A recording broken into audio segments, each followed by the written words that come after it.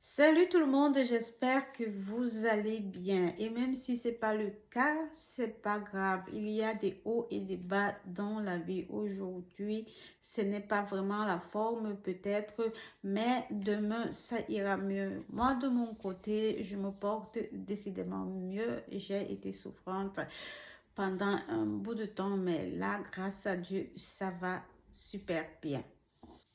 Les amis, dans la vie, il faut savoir saisir les opportunités.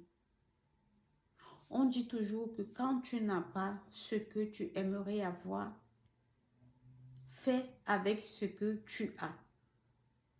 Tu as rêvé ci, tu as rêvé ça. Ça n'a pas donné, mais tu as ceci sous la main, accepte et fais avec. Je suis tombée sur une histoire qui m'a vraiment fait mal. C'est l'histoire de deux frères maliens qui ont décidé d'émigrer pour l'Angleterre. Ils ont opté pour les chemins, vous voyez, un genre. Ils sont d'abord partis du Mali, se sont retrouvés en Tunisie où ils ont passé 5 ans. Les frères fonctionnaient ensemble, soudés, la main dans la main. Tout ce qu'ils faisaient, ils le faisaient ensemble. Ils ont jonglé, jusqu'à ce qu'ils se sont retrouvés en France. Mais pour eux, la France n'était pas ça. Ce n'était pas leur but. Ce n'est pas ce qu'ils visaient. Eux, ils visaient l'Angleterre. Alors, ils se sont décidés de chercher les voies et moyens comment partir de la France pour l'Angleterre. Notons que pendant leur séjour en France, qui a duré presque un an, même pas un an, presque un an, ils n'avaient pas encore de situation stable. Malgré cela, eux, leur vision, c'était toujours l'Angleterre. Et ils ont commencé à combiner, à chercher des informations, comment faire pour partir de la France pour l'Angleterre. Toujours de la même façon qu'ils sont partis de la Tunisie pour la France. Dans leur recherche, il leur a été informé que on peut se retrouver, on peut partir de la France pour l'Angleterre dans les conteneurs. Alors, les frères se sont décidés d'utiliser cette voie-là. Ils se sont renseignés, ils ont vu comment faire, où se rendre afin de prendre un conteneur, d'entrer dans un conteneur pour se retrouver en Angleterre. Ils ont tout organisé, leur plan, leur voyage, et le jour J, ils se sont rendus au lieu dit et sont entrés dans un conteneur où ils ont attendu. Le conteneur a été chargé et le voyage a commencé. Ils ont voyagé. Ça a pris le temps que ça a mis, mais toujours est-il qu'ils sont arrivés à destination.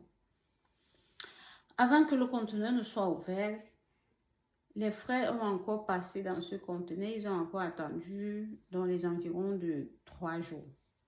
Finalement, on ouvre le conteneur. Grande est leur surprise parce que une fois que le conteneur a été ouvert, les personnes qu'ils ont vues devant eux les a laissées sans voix. Ces gens n'étaient pas des Anglais. Ils ne parlaient pas l'anglais et c'était des personnes de race noire comme eux. Choqués et croyant qu'ils sont en train de rêver, ils ferment les yeux, espérant que en leur ouvrant, ils vont voir des personnes blanches, des Anglais. Malheureusement, pour eux, ce n'était pas le cas. Une fois de plus, ils ont ouvert les yeux et c'était des personnes noires. Mais ces noirs n'étaient pas, on peut dire que non, peut-être ils se sont retrouvés en Amérique, ce sont des noirs américains. Non, ce n'étaient pas des noirs américains, c'était des Africains de souche pure. Les gars étaient choqués. Ils ont encore fermé les yeux. L'un dit à l'autre, pique-moi mon frère, j'espère que je ne rêve pas. Le deuxième dit, mon frère, pique-moi aussi. Finalement, ceux qui avaient ouvert le conteneur, en les regardant, l'un a décidé de frapper l'autre et dit, qu'est-ce que vous faites dans ce conteneur? Mais qu'est-ce qui vous a traversé par la tête? Si quelque chose vous arrivait, les deux frères maliens choqués,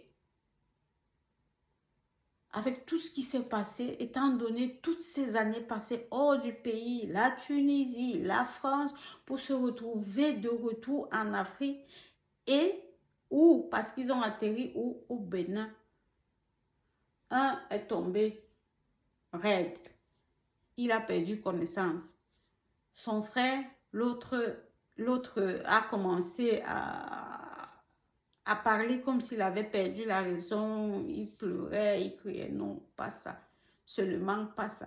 Après tous les efforts, on pouvait même se retrouver n'importe où, mais pas de retour en Afrique, au Bénin. Non, non, non, les gars étaient choqués, désespérés. C'est la situation dans laquelle ces deux frères se retrouvent. Sincèrement, on ne sait pas ce qui s'est passé. On ne sait pas s'ils ont été mal renseignés et ça expressément, ou alors ce sont les deux frères qui sont entrés dans le mauvais conteneur. On ne saurait dire avec exactitude ce qui s'est passé, mais toujours est-il qu'ils ne sont pas arrivés à la destination souhaitée. Et comme je vous ai dit au début, je vous assure, nos vies sont souvent dirigées, parfois on ne sait pas. On se retrouve là où on doit être, mais parce que nous sommes têtus, on a fixé quelque chose dans notre tête, on veut à tout prix cela. Et finalement, on rate notre destinée. Soyons intelligents et acceptons ce qu'on a. Quand une opportunité se présente devant nous, ne disons pas à quand. Ça, c'est rien. Moi, ce n'est pas ce que je veux. Moi, je veux ça. Fais d'abord avec ce que tu as là.